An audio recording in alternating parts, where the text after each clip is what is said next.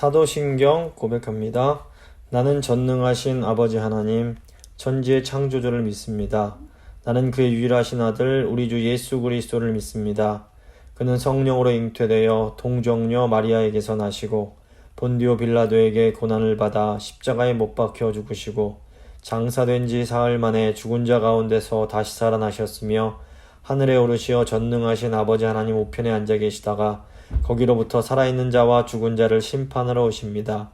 나는 성령을 믿으며 거룩한 공교회와 성도의 교제와 죄를 용서받는 것과 몸의 부활과 영생을 믿습니다. 아멘. 찬송가 531장입니다. 찬송가 531장 찬양하겠습니다.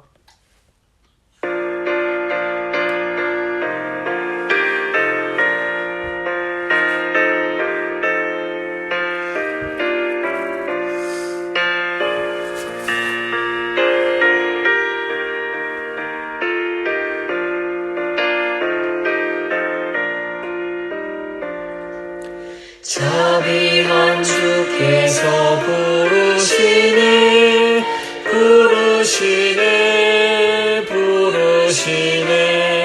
사랑의 햇빛을 외양받고 점점 더 멀리 가나 지금 오라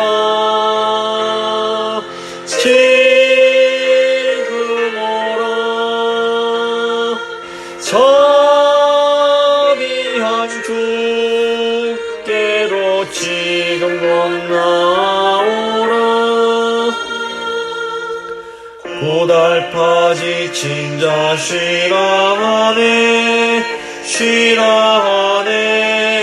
쉬라하네 무거운 짐진 자 다 나오라 쉬게 해주시리라 지금 오라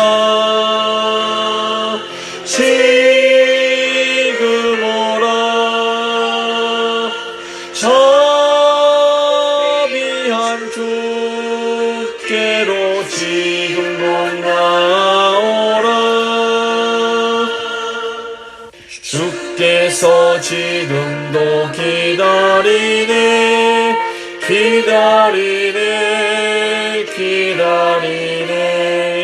죄짐을 가지고 다 나오라 어서 주 앞에 오라 지금 오라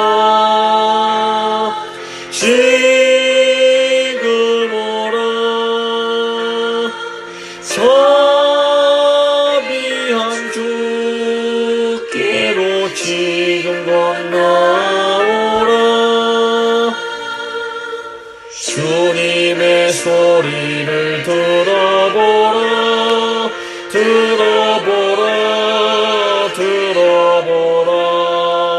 그 이름 믿는 자 복받으리 어서 곧 일어나라 지금 오라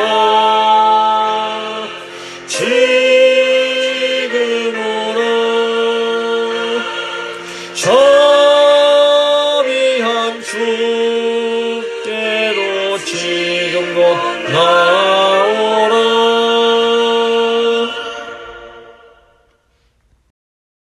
기도하십니다. 참 좋으신 하나님 아버지 감사합니다. 오늘도 저희를 사랑하셔서 저에게 하나님을 알려주시기 위하여 또 이렇게 하나님 말씀 앞으로 나오게 하신 것 감사합니다. 하나님을 알고 하나님의 아들이신 우리 주 예수 그리스도를 아는 것이 영생이라고 말씀하십니다. 주님, 저희가 하나님을 알므로 이 땅에서부터 하나님께서 주시고자 하시는 그 영생을 누리며 살기 원합니다. 성령님, 이 시간 저희 마음 가운데 감동하셔서 저희가 하나님을 알 수 있도록 주여 은혜 베풀어 주시옵소서. 모든 것 주만 의지하며 귀하신 예수 그리스도의 이름으로 간절히 기도드립니다. 아멘. 오늘 우리에게 주신 하나님 말씀은 에스겔서 11장 19절, 20절 말씀입니다. 에스겔 11장 19절, 20절 말씀 제가 봉독해 드립니다. 내가 그들에게 한 마음을 주고 그 속에 새 영을 주며 그 몸에서 돌 같은 마음을 제거하고 살처럼 부드러운 마음을 주어 내 율례를 따르며 내 규례를 지켜 행하게 하리니 그들은 내 백성이 되고 나는 그들의 하나님이 되리라. 아멘.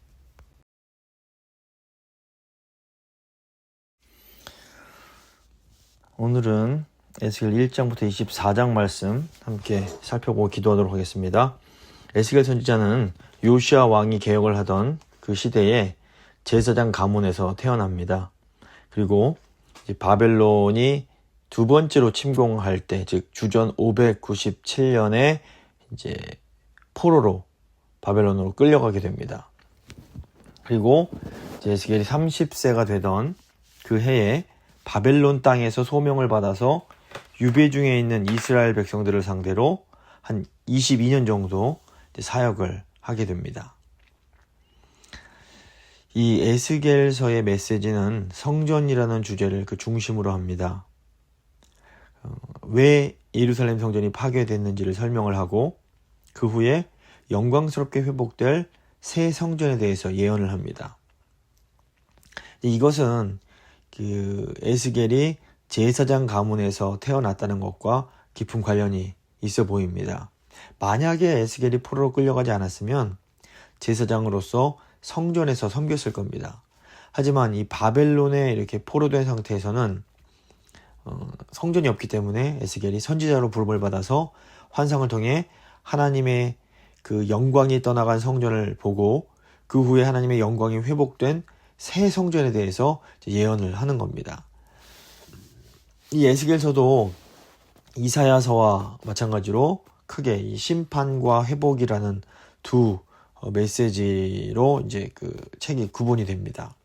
1장부터 32장에서 에스겔은 유다와 예루살렘의 멸망이 임박해 있음을 선포를 합니다. 이것은 그의 사역 초기의 메시지로서 그러니까 아직 그 예루살렘이 완전히 멸망하기 전에 그 예언을 하는 겁니다. 그러면서 당시에 이 거짓 선지자들이 예루살렘 멸망하지 않을 거다라고 하는 이런 그 근거 없는 낙관론을 펼치는 것을 반박하고 있습니다. 그러니까 예레미야와 이제 동시대에 그 예레미야는 그 유다 땅에서 예언을 했다면 에스겔은 포로로 잡혀가서 바벨론 땅에서 또 예언을 했던 겁니다. 그 이 심판의 그 메시지는 그 유다 예루살렘에 대한 심판의 그 신탁과 또 이방 나라들에 대한 심판의 신탁으로 나눠집니다. 그래서 1장부터 24장은 특별히 예루살렘 심판에 대한 내용이고 25장부터 32장은 이방 나라들의 심판에 대한 내용입니다. 그리고 이런 심판이 있은 후에 33장부터 48장에 걸쳐서 회복의 메시지를 선포하는 겁니다. 이 회복의 메시지는 유다가 멸망한 후에 그 에스겔의 후반 사역을 반영을 합니다. 그래서 예루살렘 멸망 후에 그 포로들에게 구원의 소망을 전하는 거라고 볼 수 있습니다. 그래서 오늘은 1장부터 24장 유다 심판에 대한 내용을 좀 집중적으로 살펴보겠습니다. 그 교재 보시면 1장부터 14장까지의 이 에스겔의 구조가 나옵니다. 굉장히 이제 중요한 구조인데 그 A, B, C, A-B, C- 구조로 되어 있습니다. 그래서 그 여호와의 영광의 내용, 그리고 에스겔의 상징 행위, 그리고 심판의 예언, 이게 세 부분이 이제 있는데 이게 반복이 됩니다. 그래서 1장부터 3장 보시면 에스겔이 소명을 받는 내용인데 이때 여호와의 영광을 에스겔이 대면하는 내용이 나옵니다. 그리고 4장부터 5장은 에스겔이 상징 행위를 하는 것인데 예루살렘이 침공당할 것에 대해서 이 행위로 보여주는 것이고 6장과 7장은 심판을 예언합니다. 그리고 이제 A-에서는 그 에스겔이 보았던 그 여호와의 영광이 성전을 떠나가는 그 내용이 8장부터 11장까지 나오고 그 다음에 이제 12장 앞부분에 또다시 이제 에스겔이 이 상징 행위를 하는데, 이 내용은 포로로 이제 유배를 당하게 될 것을 이제 보여주고, 그 다음에 12장 후반부부터 14장까지는 다시 심판의 예언이 나옵니다. 먼저 이제 1장부터 3장은 그 에스겔이 소명을 받는 내용입니다. 에스겔서는 다른 선지자들에 비해서 이 소명에 대한 내용이 꽤 깁니다. 3장에 걸쳐서 나옵니다. 그래서 맨 1장 1절에 나오는 그 30째 해, 30년은 아마도 이 에스겔이 30세가 되던 것을 의미하는 것으로 보입니다.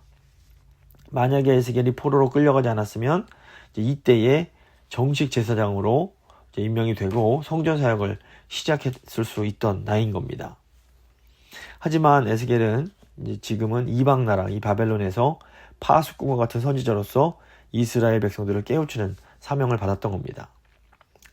1장부터 3장에서 보면 이 네 생물이 나옵니다. 그래서 아픈 그 사람 얼굴을 하고, 그 오른쪽은 사자, 그 왼쪽은 그 소, 뒤는 독수리, 이 괴상한 모양을 한 그 네 생물이 나오는데, 이게 뭐냐, 이제 여러 가지 뭐 논란이 있었는데, 그 네 생물은 그 하나님의 통치 속성을 보여준다, 이렇게 이제 보는 관점이 있습니다. 그래서 사람은 그 하나님의 지혜를 드러내고, 사자는 하나님의 그 능력과 권능을 드러내고, 그 소는 어떤 충성스러움을 드러내고, 독수리는 그 민첩함을 드러낸다, 이렇게 해석하는 경우가 있습니다. 또 한편으로는 하나님의 가장 뛰어난 창조물들을 대표하는 것이다, 이렇게 또 보기도 합니다. 그래서 사람은 창조물 중에 가장 으뜸이고, 사자는 동물 중에 가장 으뜸, 소는 가축 중에 으뜸, 그 독수리는 새 중에 으뜸. 그래서 하나님이 창조하신 최고의 그 것들이 이제 하나님을 이렇게 보조한다, 이렇게 또 해석하기도 하고, 또 한편으로는 사복음서에 나오는 예수 그리스도를 상징하는 것이다, 이렇게 또 보기도 합니다. 그래서 사람 같은 경우에는 그 누가복음의 인자를 상징하고, 또 사자는 그 동물의 왕이기 때문에 왕으로 오신 마태복음, 그 왕으로 오신 그리스도를 또 상징하고, 이 소 같은 경우에는 섬기는 종인 마가복음을 상징하고, 독수리는 하늘에서 오기 때문에 그 위에서 오신 하나님의 아들, 그 즉 요한복음을 상징한다고 보기도 합니다. 무엇이 되었든 간에 가장 뛰어난 그 하나님의 그 성품을 이제 드러내는 것이다, 이렇게도 볼 수 있습니다. 또 아울러서 이 바퀴가 나오는데, 이 바퀴는 네 생물과 관련이 있습니다. 그 하나님의 영광스러운 보좌를 움직이는 이제 전차의 역할을 한다고 볼 수 있습니다. 그 바퀴에 이제 눈이 여러 개가 있는데, 이것은 모든 방향을 다 보기 때문에 하나님의 어떤 전지전능하심과 모든 것을 보고 계시는 그런 또 능력을 보여준다, 이렇게 보기도 하고, 또 이 바퀴가 이 영의 움직이는 대로 따라서 움직입니다. 그래서 이것은 모든 근원이 하나님께 있음을 드러낸다, 이렇게 보기도 하고, 굉장히 사실 이해하기 어려운데, 이것은 그 하나님의 어떤 불가해성, 이해할 수 없는 하나님의 신비를 이제 드러낸다, 이렇게 보기도 합니다. 그래서 이 네 생물과 이 바퀴라는 어떤 굉장히 신비한 것을 통해서 그 하나님의 어떤 뜻을 드러내주고 계십니다. 근데 이제 에스겔이 이 1장에서 3장 사명을 받으면서 중요한 것은 뭐냐면, 여호와의 영광을 이제 보게 된다는 겁니다. 그래서 1장 28절을 보시면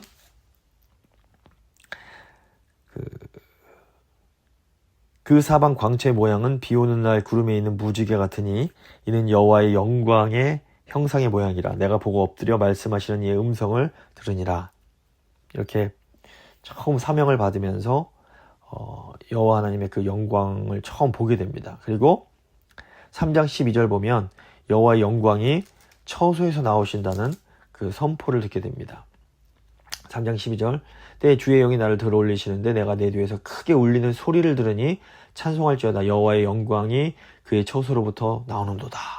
이 음성을 듣습니다. 그리고 또다시 그 여호와의 영광이 들에 머무는 것을 이제 3장 23절에 보시면 나옵니다. 내가 일어나 들로 나아가니 여호와의 영광이 거기 머물렀는데 내가 전에 그 발강가에서 보던 영광과 같은지라 내가 곧 엎드리니. 이렇게 됩니다. 그래서 이제 이후로 에스겔서는 이 여호와의 영광을 중심으로 이렇게 전개가 쭉 되는 걸 볼 수 있습니다. 에스겔서 하면 이 여호와의 영광을 떠올리셔야 되는 겁니다.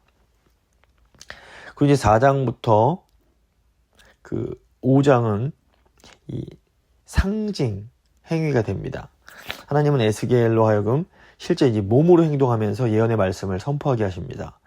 어떻게 보면 굉장히 에스겔이 기이한 행동을 하는데 이것들은 사람들의 주목을 끌면서 굉장히 강렬한 인상을 남겼을 겁니다. 이 상징 행위를 통해서 이 에스겔은 예루살렘의 함락과 이스라엘 백성의 이 포로 유배에 대한 것을 이제 이렇게 보여주는 겁니다. 먼저 4장에서 5장은 예루살렘이 바벨론에게 침공당할 것을 이렇게 보여줍니다. 먼저 4장 1절부터 3절은 예루살렘 모형입니다. 예루살렘을 토판 위에 그리고 그 위에다가 사다리를 세우고 흙무더기를 쌓고 철판을 두른 모형을 만들어서 예루살렘이 침공을 당할 것을 이렇게 이제 표현을 합니다. 그리고 4장 4절부터 8절은 이 북이스라엘의 죄를 감당하는 뜻에서 390일 동안 왼쪽으로만 눕고 또 남유다의 죄를 위해서 40일을 오른쪽으로만 이제 눕는 행동을 합니다. 여기서 이제 하루는 1년을 뜻하는데 북이스라엘이 긴 것은 분열된 이후에 타락한 역사가 길기 때문입니다. 유대에 대한 상징 행위는 이제 예루살렘이 포위 공격을 받을 때까지 속박되는 상황을 이제 표현을 하고 있습니다. 4장 9절부터 17절을 보시면 이제 이게 또 부정한 떡을 먹는 내용이 나오는데 쇠똥으로 불을 피워서 만든 이 부정한 떡을 390일 동안 먹으라고 이제 하시는데 이것은 이스라엘 백성이 포로로 끌려가서 부정한 떡을 먹게 될 것을 예고하는 겁니다. 또 이제 유다가 포위 공격을 당해서 음식과 식수가 부족하게 될 거라고도 또 이제 얘기를 하고 있습니다. 이 굉장히 고통스러운 상황이 올 것을 그 행동을 통해서 연기를 해서 이제 보여주는 겁니다. 5장은 머리털과 수염을 이제 깎는 내용이 나옵니다. 머리털과 수염을 깎아서 이제 3개로 나눠서 3분의 1은 성읍 안에서 태워버리고 3분의 1은 성읍 사방에서 칼로 치고 3분의 1은 바람에 날리게 하십니다. 이것은 그 백성이 각각 성읍 안에서 전염병과 기근으로 죽거나 성읍 밖에서 칼로 죽거나 혹은 이방 나라로 흩어지게 되는 것을 상징을 합니다. 근데 이제 이스라엘, 그 유다가 이렇게 무서운 심판을 받게 된 이유는 그들이 하나님의 성소를 더럽혔기 때문입니다. 그래서 5장 11절 보시면 그러므로 나 주 여호와가 말하노라 내가 나의 삶을 두고 맹세하노니 네가 모든 미운 물건과 모든 가증한 일로 내 성소를 더럽혔은즉 나도 너를 아끼지 아니하며 긍휼을 베풀지 아니하고 미약하게 하리니 이렇게 말씀을 합니다. 근데 이제 또 13절을 보시면 이와 같이 내 노가 다한즉 그들을 향한 분이 풀려서 내 마음이 가라앉으리라 내 분이 그들에게 다한즉 나 여호와가 열심으로 말한 줄 그들이 알리라. 이렇게 그러니까 결국 뭐냐면 하나님께 이렇게 분노하시는 이유는 그 하나님이 그만큼 사랑이 크시기 때문입니다. 예를 들어서 사랑하는 사람이 이제 이렇게 바람을 피우는 걸 보면 당연히 화가 날 수밖에 없습니다. 이 사랑이 화가 나지 않는다면 사랑이 없다는 겁니다. 사랑이 클수록 그 분노는 더 커지게 됩니다. 그래서 하나님이 이렇게 크게 분노하시는 것은 그만큼 분노가 그러니까 그 사랑이 크기 때문임을 저희가 이해할 필요가 있습니다. 6장부터 7장은 이제 심판의 예언이 됩니다.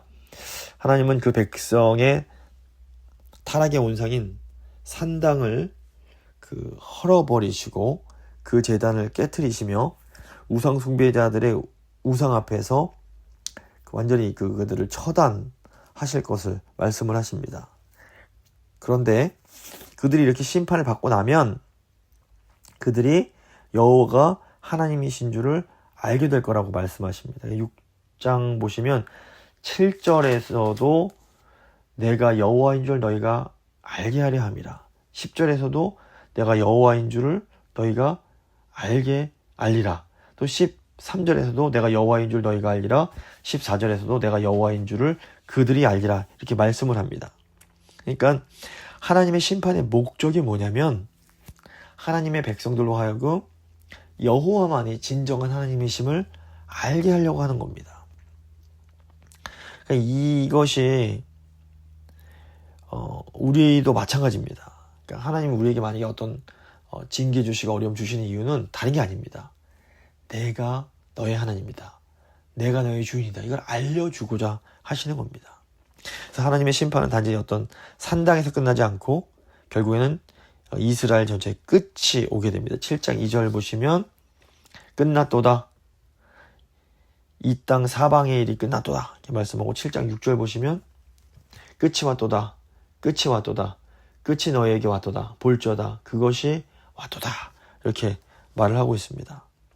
그래서 사람들이 성 밖에서는 칼에 죽고 성 안에서는 기근과 전염병으로 죽는 완전히 총체적인 재앙이 일어나게 됩니다. 7장 15절 보시면 밖에는 칼이 있고 안에는 전염병과 기근이 있어서 밭에 있는 자는 칼에 죽을 것이요 성읍에 있는 자는 기근과 전염병에 망할 것이며 이렇게 말씀을 합니다.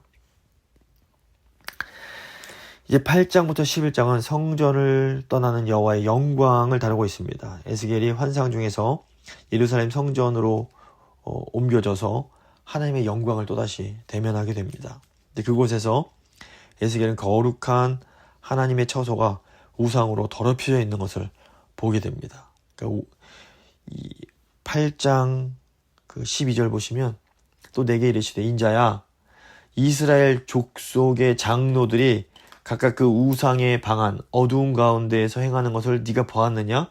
그들이 이르기를 여호와께서 우리를 보지 아니하시며 여호와께서 이 땅을 버리셨다 하느니라. 그러니까 이 심지어 이스라엘의 그런 지도자들인 장로들까지도 우상을 섬기고 있는 겁니다. 그러니까 언약 백성이 그렇게 가증한 일들을 그것도 거룩한 성소에서 행하기 때문에 하나님께서 이제 성소를 버리고 이제 떠나시기로 하십니다. 하나님 앞에 신실하지 못한 이들은 그 자기 이웃에 대해서도 불성실하며 그 땅에 폭행이 가득하게 함으로써 하나님의 진노를 사고 엄중한 심판을 이제 초래하게 됩니다. 8장 17절 보시면 또 내게 이르시되 인자야 네가 보았느냐? 유다 족속에 여기에서 행한 가증한 일을 적다 하겠느냐? 그들이 그 땅을 폭행으로 채우고 또다시 내 노여움을 일으키며 심지어 나뭇가지를 그 코에 두었느니라 이렇게 말씀하십니다.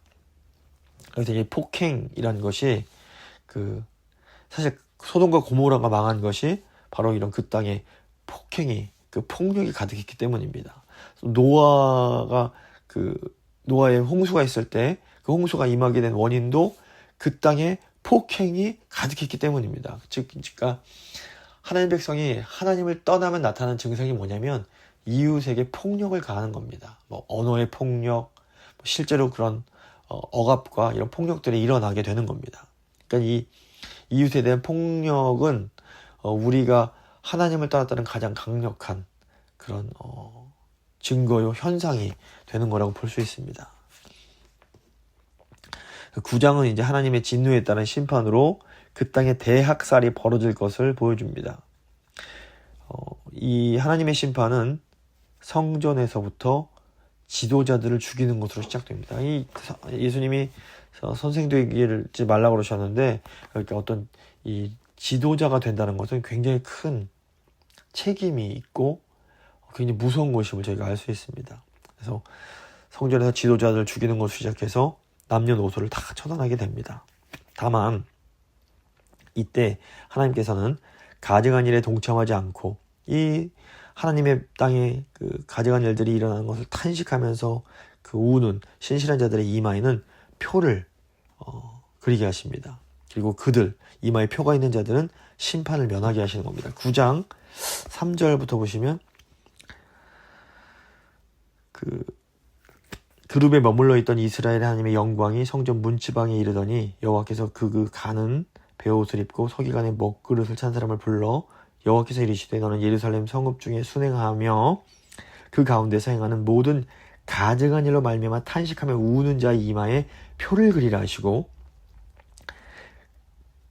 그들에 대하여 내 귀에 이르시되 너희는 그를 따라 성읍 중에 다니며 불쌍히 여기지 말며 긍휼을 베푸지 말고 쳐서 늙은 자와 젊은 자와 처녀와 어린아이와 여자애를 다 죽이되 이마에 표 있는 자에게는 가까이 하지 말라. 이렇게 말씀을 하시는 겁니다. 그렇기 때문에 아무리 하나님의 무서운 심판이 임할지라도 하나님 앞에 신실하게 살아가는 사람들, 정말 하나님을 사모하면서 하나님의 의를 따르며 살기를 원하는 사람들은 하나님께서 보호해 주십니다. 그래서 신실한 하나님의 백성들은 심판을 두려워할 필요가 없는 겁니다. 10장부터 11장은 이제 여호와의 영광이 성전과 예루살렘을 떠나는 것을 가시적으로 보여줍니다. 이 에스겔은 먼저 여호와의 영광이 이 그룹에 올라와서 성전 문지방까지 가득 찬 것을 보게 됩니다. 10장 3절과 4절입니다. 그 사람이 들어갈 때에 그룹들은 성전 오른쪽에 서 있고 그룹은 안뜰에 가득하며 여호와의 영광이 그룹에서 올라와 성전 문지방에 이르니 구름이 성전에 가득하며 여호와의 영원한 광채가 뜰에 가득하였고 이렇게 나옵니다. 그러니까 이 그룹들이, 그러니까 하나님을 호위하는 그룹들이 성전에서 나가고 이제 여호와의 영광 역시 성전 문지방을 떠나 다시 그룹들 위에 머무르면서 그룹들은 여호와의 영광과 함께 이제 성전 동문 쪽으로 움직입니다. 10장 18절 19절 보시면 여호와의 영광이 성전 문지방을 떠나서 그룹들 위에 머무르니 그룹들이 날개를 들고 내 눈앞에 땅에서 올라가는데 그들이 나갈 때에 바퀴도 그 곁에서 함께 하더라. 그들이 여호와의 전으로 들어가는 동문에 머물고 이스라엘 하나님의 영광이 그 위에 덮였더라. 이걸 보면 마치 왕이 시종들의 가마를 타고 호위 무사를 거느리고 행차하는 그 모습이 이제 떠오릅니다. 이제 그 후에 이제 여호와의 영광이 성읍 가운데서 올라와서 이제는 더 멀리 성읍 동쪽 산에 머무릅니다.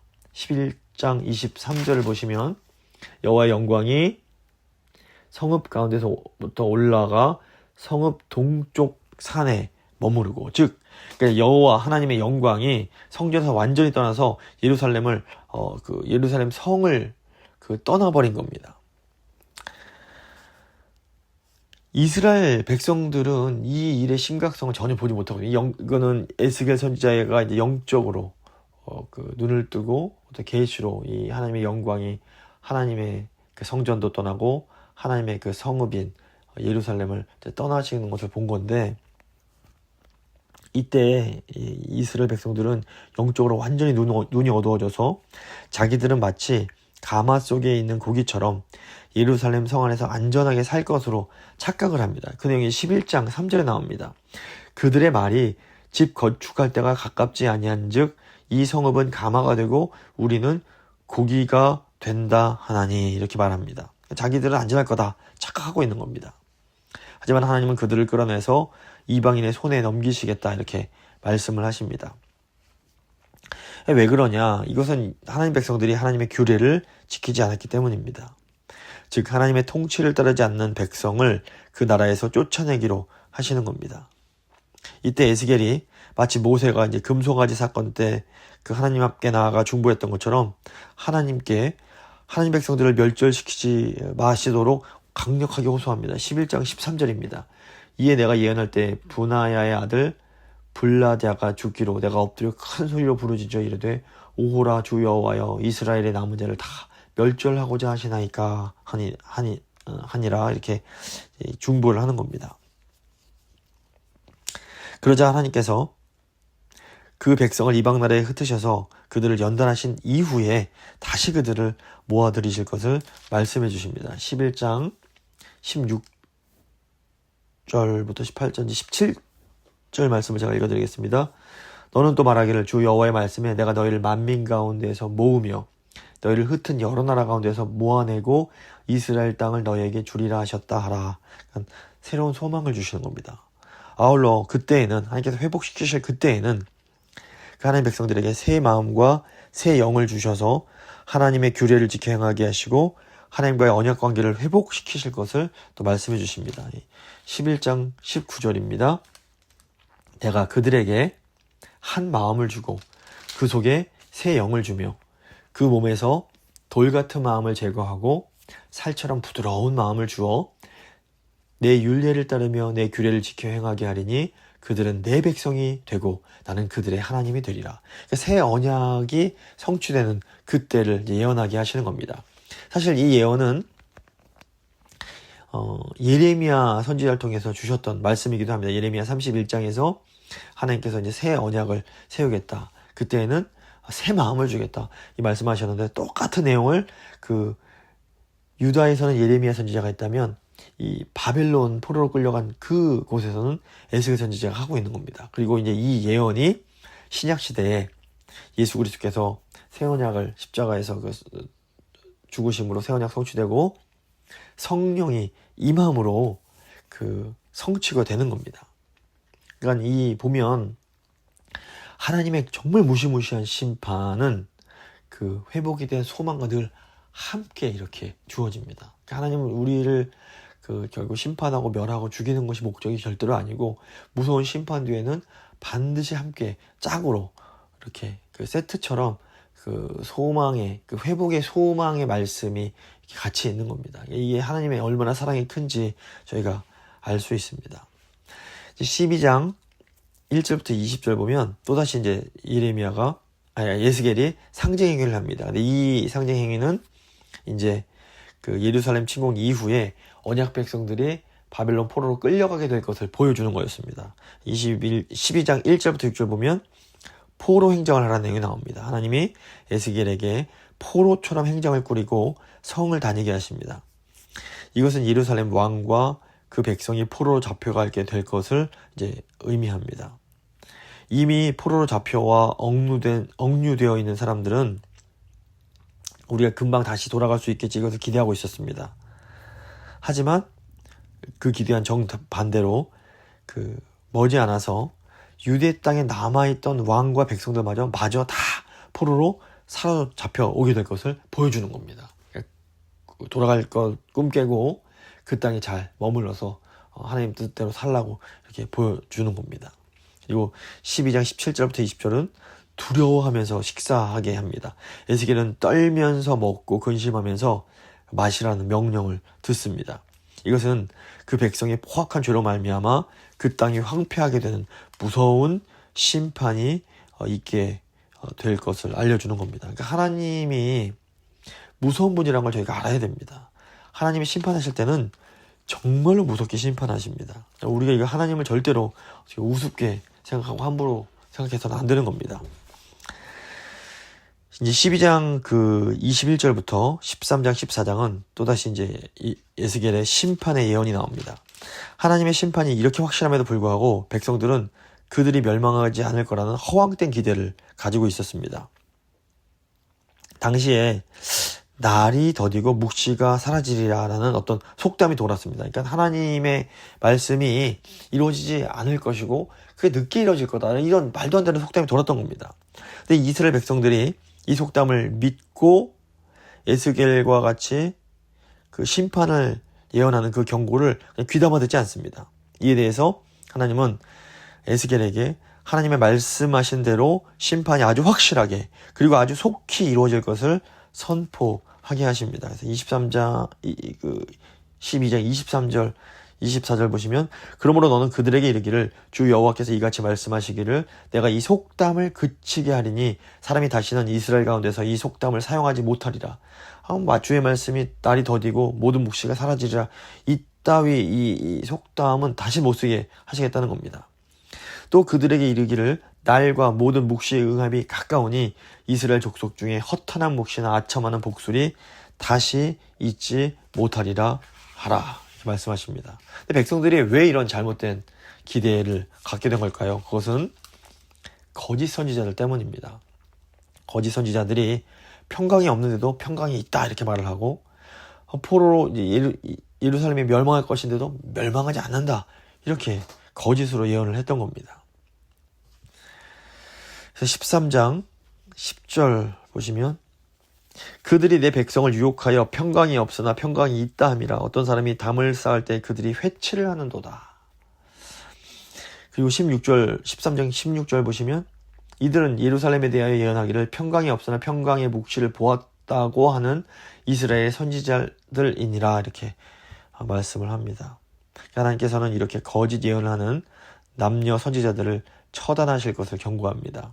또 거짓 선지자들을 따라간 백성들 역시 그들도 죄 없다 하지 못하고 스스로의 죄값을 받게 될 것을 말씀을 하십니다. 14장 10절 보시면 선지자의 죄악과 그에게 묻는 자의 죄악이 같은즉 각각 자기의 죄악을 담당하리니 이렇게 말씀합니다.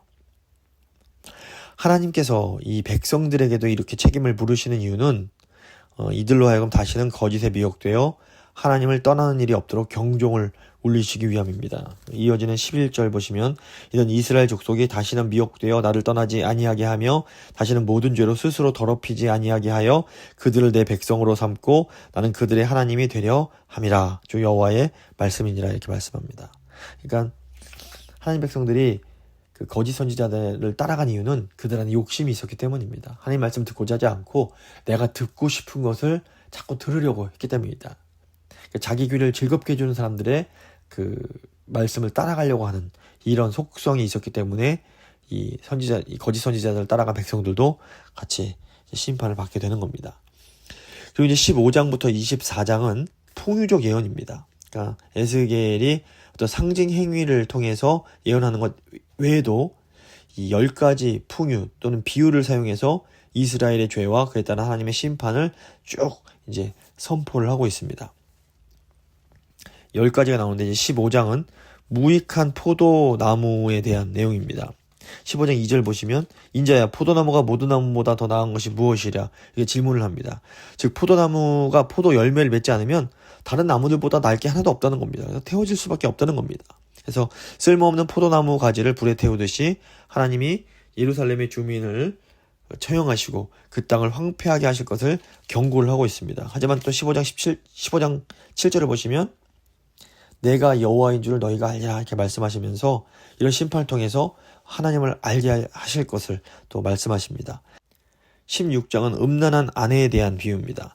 하나님이 비천한 예루살렘을 택하시고 하나님에게 속한 거룩한 성이 되게 하셨습니다. 그런데 이 예루살렘은 음란한 아내와 같이 하나님을 배신하고 그 애굽과 아수르, 바벨론 같은 강대국을 의지하면서 그들의 속국이 되어버립니다.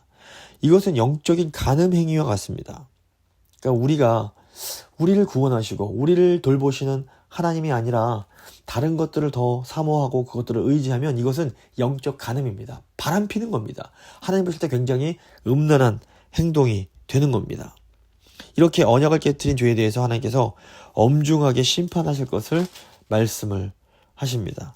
그래서 16장 59절 보시면 나 주 여호와가 이같이 말하노라 네가 맹세를 멸시하여 언약을 배반하였은즉 내가 네가 행한 대로 너에게 행하겠다 말씀을 하십니다. 하지만 또 하나님께서는 이렇게 심판 후에 영원한 새 언약을 세우실 것을 또다시 약속을 하시는 겁니다. 16장 60절부터 63절 보시면 그러나 내가 너희 어렸을 때 너와 세운 언약을 기억하고 너와 영원한 언약을 세우리라. 62절 내가 너에게 내 언약을 세워 내가 여호와인 줄을 네가 알게 하리니 이는 내가 너의 모든 행한 일을 용서한 후에 네가 기억하고 놀라고 부끄러워서 다시는 입을 열지 못하게 하려 함이라. 주 여호와의 말씀이니라. 이 하나님의 사랑을 또 보게 되는 겁니다. 또 17장 보시면 두 독수리와 포도나무 비유가 나옵니다. 두 독수리는 각각 바벨론과 애굽왕을 상징하며 이 백향목과 포도나무는 포로로 잡혀온 이스라엘 귀족들을 가리킵니다. 바벨론에 잡혀온 포로들이 바벨론 왕과 언약을 맺었는데 그 언약을 배반하고 애굽의 군사적인 도움을 요청하면 더 이상 바벨론 왕의 호의를 입지 못하고 오히려 처형을 당하게 될 거라는 겁니다. 마찬가지로 하나님도 언약을 배반한 이스라엘의 죄에 대해서 심판하실 것을 무섭게 경고를 합니다. 그런데 또 17장 21절을 보시면 또다시 나 여호와가 이것을 말한 줄을 너희가 알리라. 또 하나님을 알게 될 거다. 이게 또 말씀을 하심을 통해서 이 심판의 목적 역시 하나님을 알게 되는 것을 또 이제 보여줍니다. 18장은 신포도에 대한 겁니다. 아버지가 신포도를 먹었는데 아들이 아이고 이것이다 이렇게 말하는 것은 조상의 죄값을 후손이 치르는 상황을 풍자한 속담입니다. 하나님은 각 사람이 자기가 행한 대로 심판받을 것을 말씀하시면서 심판 아래에 있는 이스라엘 족속을 향해서 회개하고 새로운 삶을 살아갈 것을 명령을 하십니다. 18장 21절 보시면 그러나 악인이 만일 그가 행한 모든 죄에서 돌이켜 떠나 내 모든 윤리를 지키고 정의와 공의를 행하면 반드시 살고 죽지 아니할 것이라 이렇게 말씀을 하십니다.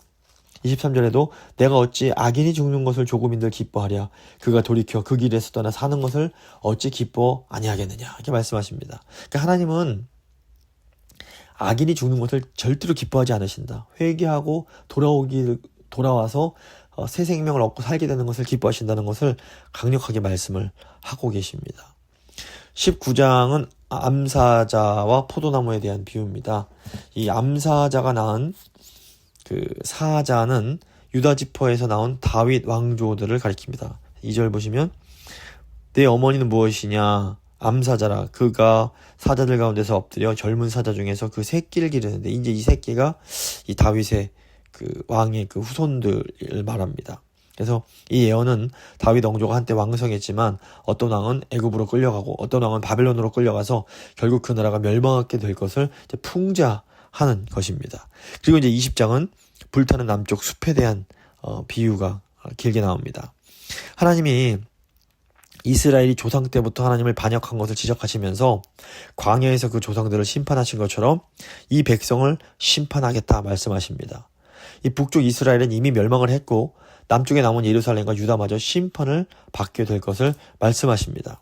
그런데 20장을 보면 나는 여호와 너의 하나님이라 이 말씀이 계속해서 반복이 됩니다. 20장 5절에 나오고 7절에서도 나는 여호와 너의 하나님이라 19절, 20절, 26절, 38절, 42절, 44절 계속해서 나는 여호와 너의 하나님이라 이렇게 말씀하십니다. 이 심판 말씀하시면서도 여호와 하나님을 기억하라고 하시는 겁니다. 이 하나님의 마음이 여기에 드러납니다.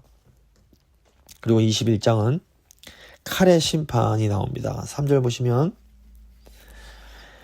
이스라엘 땅에 이르기를 여호와의 말씀에 내가 너를 대적하여 내 칼을 칼집에서 빼어 의인과 악인을 내게서 끊을지라 이렇게 말씀하십니다. 여기서 이제 칼은 전쟁을 의미합니다. 그래서 이 21장에는 계속 칼이 반복이 됩니다. 3절, 5절, 9절부터 10절, 11절, 12절, 14절에는 칼이란 단어가 4번이 나오고 15절에도 칼, 16절 계속 칼이 나옵니다. 이 하나님의 이 심판이 계속해서 이 칼이란 단어를 통해서 매우 강조가 됩니다. 그래서 하나님이 바벨론을 통해서 예루살렘을 무섭게 징계하실 것을 예고합니다. 22장에는 이제 풀무불이 나옵니다. 풀무불에 쇠를 넣고 찢기를 제거하는 것처럼 하나님이 예루살렘을 심판하셔서 그 죄를 제거하실 것을 말씀을 하십니다. 특히 선지자, 제사장, 고관, 특별히 약자를 억압하는 기득권자를 심판하실 것을 말씀을 하십니다. 근데 여기 22장에도 역시 16절 보시면 내가 여호와인 줄 알리라. 22절에도 나 여호와가 분노를 너희 위에 쏟은 줄을 너희가 알리라 이렇게 말씀하십니다. 그러니까 하나님을 알기를 원하시는 겁니다. 그리고 23장은 보면 음란한 두 자매가 나오는데 그 자매 이름이 오홀라와 오홀리바입니다. 근데 이제 이 자매가 사마리아와 예루살렘을 이 음란한 두 자매로 이제 비유하는 거라고 볼 수 있습니다. 그래서 그 하나님의 백성들이 애굽과 아수르와 바벨론과 결탁해서 그들의 우상을 아주 음란하게 섬긴 죄에 대해서 이제 심판하실 것을 또 이 두 음란한 두 자매의 비유를 통해서 말씀을 하시는데 또 보면 그 맨 마지막 부분 49절에 하나님께서 내가 주 여호와인 줄을 너희가 알리라 이렇게 말씀을 해주십니다. 그러니까 하나님이 계속해서 이렇게 너희 죄를 지적하시면서도 결국에는 하나님을 알기를 원하시는 마음이 들어있습니다. 그리고 이제 24장에 보면 녹슨 가마가 나옵니다. 가마를 걸고 불을 피워서 고기를 삶는 것은 하나님의 징계를 상징합니다. 그런데 이스라엘이 어지간히 불을 피워도 녹이 떨어지지 않는 녹슨 가마와 같아서 빨리 회개를 안 하는 겁니다. 그래서 하나님은 바벨론을 통해서 그 나라를 멸망하게 하십니다. 이때 하나님은 에스겔에게 이제 그가 사랑하는 아내가 죽을 것을 말씀하시면서 애도의식을 하지 말라고 그러십니다. 울지도 말고 슬퍼하지도 말라고 그러십니다. 이것은 하나님이 이스라엘 백성이 아끼는 하나님의 성소를 무너뜨리실 것을 의미하며 그 가운데에서도 이 백성은 제대로 슬퍼할 겨를도 없이 패망하는 급박한 상황이 될 것을 예고하시는 겁니다. 근데 또 24절과 27절을 보시면 또 이것이 나옵니다. 이같이 에스겔이 너희에게 표징이 되리니 그가 행한 대로 너희가 다 행할지라. 이 일이 이루어지면 내가 주 여호와인 줄 너희가 알리라. 이걸 통해서 하나님 알기를 원하시는 겁니다. 그리고 27절에도 너는 그들에게 표징이 되고 그들은 내가 여호와인 줄 알리라 말씀을 하십니다. 결국 이 모든 심판을 통해서 하나님은 이스라엘이 하나님을 알게 되기를 원하시고 있는 겁니다. 말씀을 좀 마무리 좀 보도록 하겠습니다. 그러니까 처음부터 끝까지 하나님의 심판과 징계의 목적은 이스라엘 백성들이 하나님을 알게 되는 겁니다. 그런데 예수님께서는 하나님을 아는 것이 곧 구원이다 말씀하십니다. 그래서 하나님을 안다라는 것은 머리로 하나님을 아는 게 아닙니다. 이 머리로 아는 건, 지식으로 아는 건 마귀도 예수님을 하나님의 그 아들인 걸 알아봤습니다. 머리로 지식으로 아는 게 아닙니다. 하나님을 안다라는 것은 인격적으로 하나님을 만나서 정말 그 하나님의 사랑과 은혜를 알고 우리 마음이 변화되는 것을 의미합니다. 그래서 하나님은 우리가 정말로 하나님을 알게 되길 원하십니다. 하나님의 은혜를 깨닫기 원하시고 감격 가운데 마음이 변화되어 하나님의 구원을 누리며 살기를 원하시는 겁니다. 그래서 저희가 한번 기도할 때 에스겔서의 많은 내용들, 정말 무시무시한 심판의 내용이 나오지만 저희가 계속 살펴본 것처럼 그 중간중간에 계속해서 하나님의 마음이 나옵니다. 너희가 내가 여호와인 줄 알지라. 이 말씀을 하시는 겁니다. 그래서 기도하실 때 하나님, 저희가 정말로 하나님을 알기 원합니다. 하나님이 누구신지 알기 원하고 하나님의 은혜를 알기 원하고 하나님의 사랑을 알기 원합니다. 하나님, 저희가 하나님을 알게 하여 주시옵소서. 간절한 마음으로 기도하고 나아가겠습니다.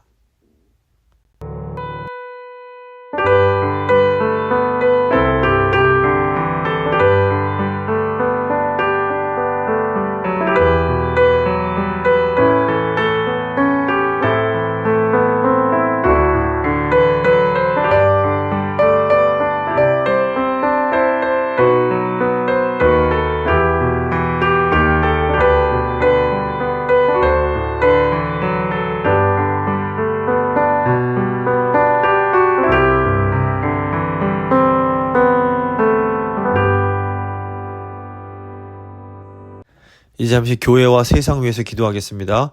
먼저 교회 리더십과 그 교회 사역 위해서 한번 기도해 주시기 바랍니다. 말씀 전하는 저를 위해서 성령 충만할 수 있도록, 하나님의 살아있는 말씀을 잘 증거할 수 있도록 위해서 기도해 주시고, 또 사랑하는 장로님들 가운데 지혜와 명철 주셔서 하나님 뜻을 잘 분별하고 그 뜻에 순종하는 그런 장로님들 되실 수 있도록 한번 기도해 주시기 바랍니다. 그리고 아울러서 이제 성탄절이 다가오고 있는데 또 이번 성탄절 가운데 하나님 은혜 주셔서 정말 하나님을 기쁘시게 하고 또 하나님의 그 큰 은혜를 경험하는 복된 성탄절 될 수 있게 해달라고 한번 기도해 주시기 바랍니다. 한번 같이 기도하도록 하겠습니다.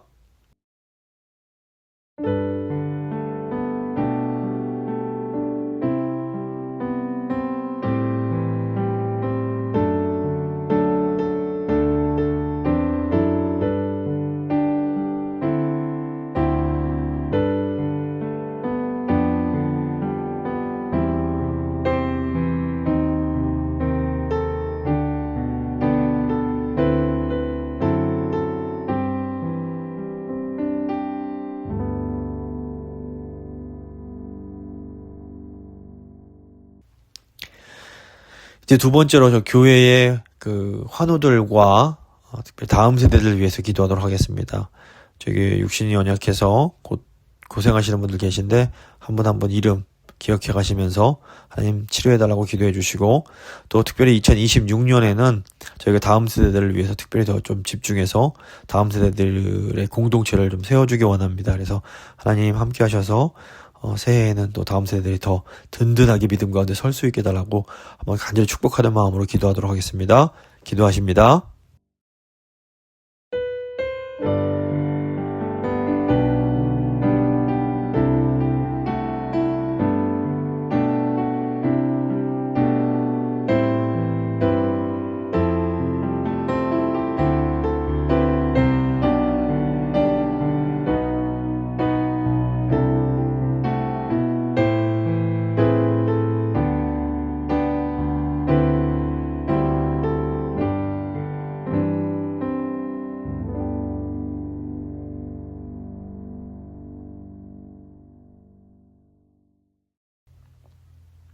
이제 마지막으로 저희 교회가 위치해 있는 LA 지역과 그 세계 교회 그리고 한국 교회에 위해서 기도하겠습니다.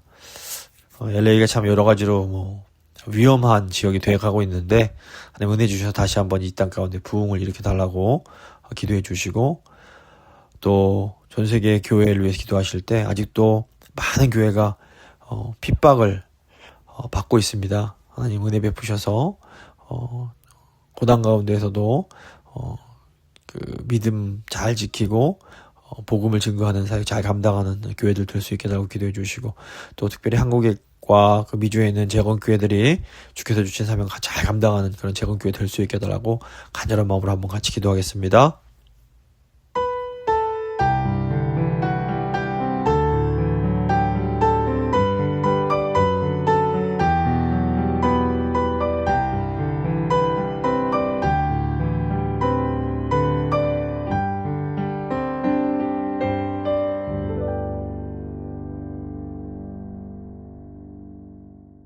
사랑의 하나님 감사합니다. 오늘 에스겔 말씀 통해서 또 저에게 하나님의 그 마음을 알게 하심에 감사합니다. 하나님은 저희가 하나님을 알기를 원하십니다. 하나님이 언약을 지키시는 여호와 하나님이심을 저희가 알기를 원하십니다. 저희가 하나님을 진정으로 알 때에 하나님의 그 사랑과 하나님의 마음을 깨닫게 되고, 그때에 저희 가운데 진정한 생명이 흘러넘치게 될 줄 저희가 믿습니다. 주여, 제가 성령 충만하여서 늘 하나님을 더 깊이 알아갈 수 있도록 도와주시고, 이 땅 가운데에서부터 하나님께서 주시는 그 영생을 더 충만히 누리며 기쁨 가운데 살아가고, 또 주님께서 주시는 이 생명을 우리 이웃과 나누는 그런 저희가 될 수 있도록 주여 함께하여 주시옵소서. 하나님, 교회 리더십들 축복하며 기도합니다. 오늘 또 에스겔서를 보면 마귀가 먼저 교회를 무너뜨릴 때 리더들을 먼저 무너뜨림을 보게 됩니다. 주여, 리더들이 정신 차리고 깨어서 더 주님만 온전히 의지할 수 있도록 도와주시고, 또 하나님 저희 교회 사역 가운데에 주님 기름 부으셔서 주님 기뻐하시는 일들을 감당하는 그런 교회가 될 수 있도록 주여 늘 함께하여 주시옵소서. 저에게 육신이 연약한 주의 백성들이 있습니다. 주님 긍휼히 여기시고, 아픔 가운데서도 더 주님 찾게 하시고, 더 믿음이 더욱더 굳어져서 정말 이 시련을 통해서 하나님을 더 깊이 알게 되는 은혜와 복이 있을 수 있도록 주여 함께하여 주시옵소서. 내년을 위해서 기도합니다. 주님, 내년에는 저희 다음 세대들 더 굳건히 세워지기 원합니다. 저희 어른 세대들이 또 사랑으로 다음 세대들을 잘 세워가는 또 새해가 될 수 있도록, 그래서 저 다음 세대를 통해서 정말 저희 교회가 하나님의 그 복음 사역을 더 충만하게 감당하는 그런 새해가 또 될 수 있도록 주여 함께하여 주시옵소서. 저희 교회가 있는 LA 지역 위해서 기도합니다. 하나님, 경제적으로 어려워지면서 더 여러 가지로 어려워지고 위험해지고 있습니다. 주여, LA와 이 캘리포니아 주님 불쌍히 여기시고 다시 한번 영적으로 부흥될 수 있도록 주여 함께하여 주시옵소서. 또 세계 교회의 아버지 핍박받는 주의 백성들 너무나 많이 있습니다. 주님 긍휼히 여기시고 힘을 주시고 보호하시고 그 필요한 것들 공급하시며, 그 환난 가운데서도 아버지 복음 사역 잘 감당하는 우리 귀한 믿음의 동지들 될 수 있도록 우리 정말 핍박받는 지역에 주님 아버지 성도들 주께서 눈동자처럼 지켜주시기 원합니다. 또 이런 시기일수록 또 저희 재건교회로 아버지 저희가 부름받아 싸우니 한국과 미주에 있는 재건교회들이 깨어서 기도하게 하시고 정말 주께서 원하시는 그 사명들 정말 신실하게 잘 감당할 수 있도록 주여 늘 함께하여 주시옵소서. 주님 저희를 붙들어 주시옵소서. 정말 주님 원하시는 그런 저희가 그런 삶을 살고 그런 사역을 감당할 수 있도록 주님 저희와 함께하여 주시옵소서. 온전히 주님만 의지하며 귀하신 우리 주 예수 그리스도의 이름으로 간절히 기도드립니다. 아멘. 찬송가 387장입니다. 찬송가 387장 찬양하시겠습니다.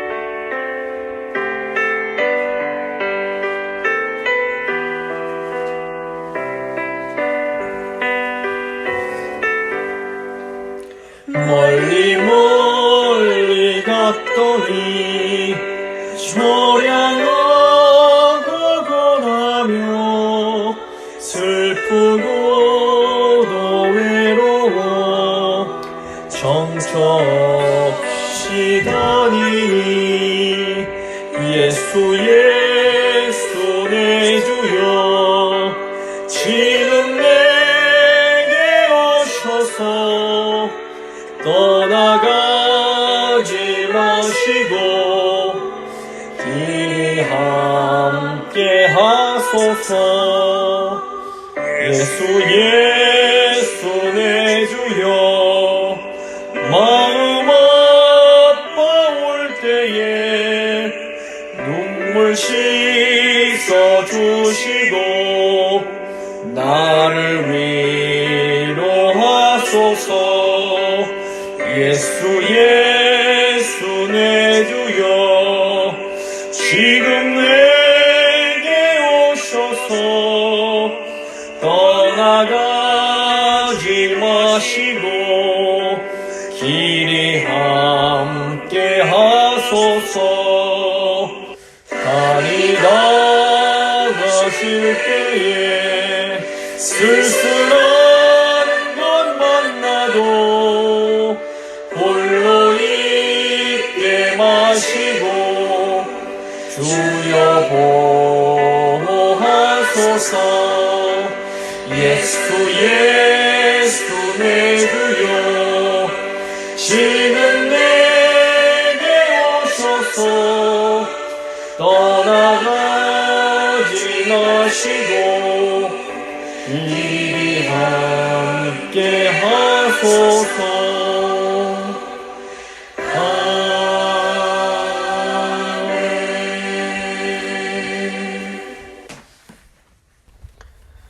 주님 가르쳐주신 기도로 예배 마치도록 하겠습니다.